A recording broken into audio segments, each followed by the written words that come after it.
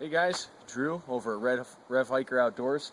I want to make a video today telling you guys how to find tinder and kindling when there's snow on the ground, because obviously you can't scrounge around, you can't get any leaves, you can't do any of that stuff without taking a ton of work to unearth it, and even then it's going to be all snowy and possibly wet.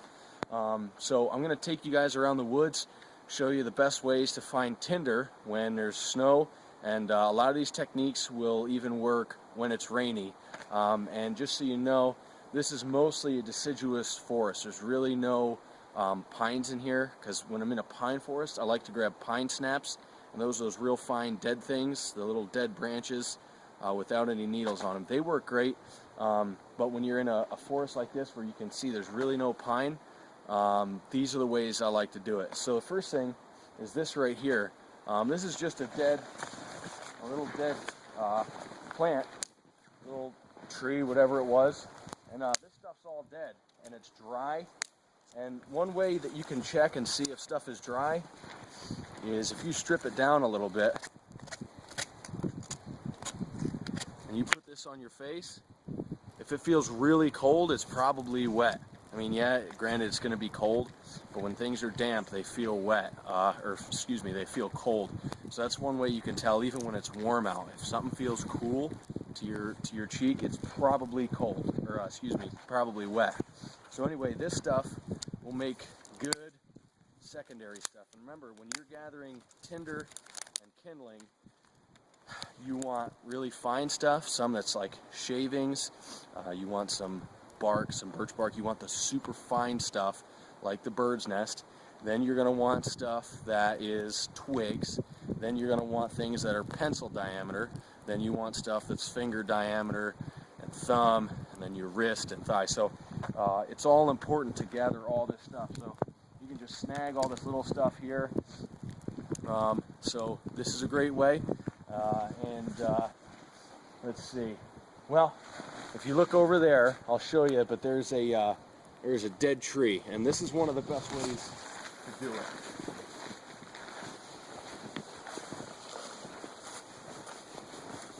First off, you can grab something like this here. This is all just dead stuff that's laying around. You break this down, you process it, and like I said in my last video about starting a fire in the winter, I don't like to use my knife to do this stuff because I don't want to kill my edge. So I find all the different levels. And you're seeing it's not taking me an awful long time. You can also come over here. Now with this dead tree, see, it's just a branch that snapped off. But you can grab branches off of this. These will be good. And I'm not going to save them because I'm not building a fire today. I'm just showing you guys. Now the other thing is, if it's raining or if there's snow covering all this and it's warmer and it's that wet snow, all you have to do, number one, peel this bark off. Good stuff when you crumple it up. But when you go to the underside or the lee side of a tree like this, take your knife and you can just get all, see, all this is all dry. This is all going to be good stuff.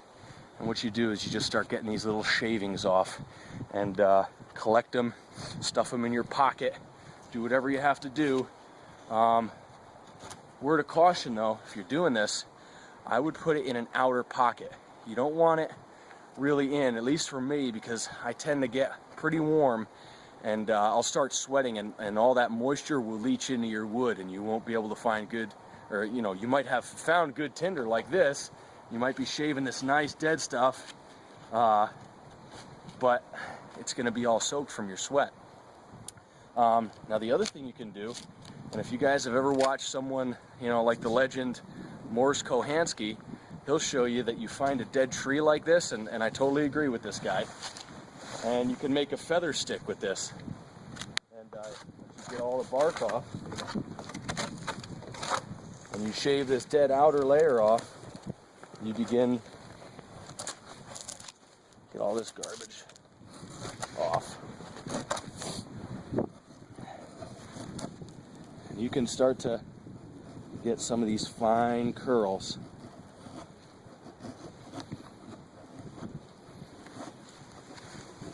See how these are curling to the side, that's why you want to do it on the curve of your blade, because this is fine. This stuff, I mean, look at how fine this stuff is. Even if you guys had to start the fire right here and then bring another bundle up to it and light it, I mean, you could take your ferro rod right here and you could scrape off, you know, and make some. You could make some sparks. I mean, this one isn't the best use for it, but you know, you could take this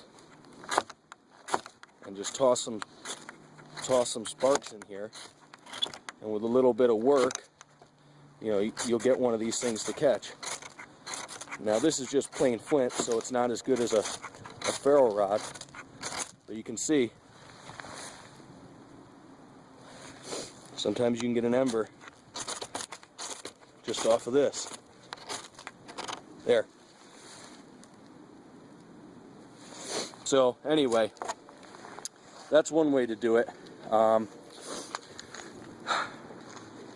You could see if you took your time and you made a good feather at the bottom there, that it'll definitely take a spark from just flint.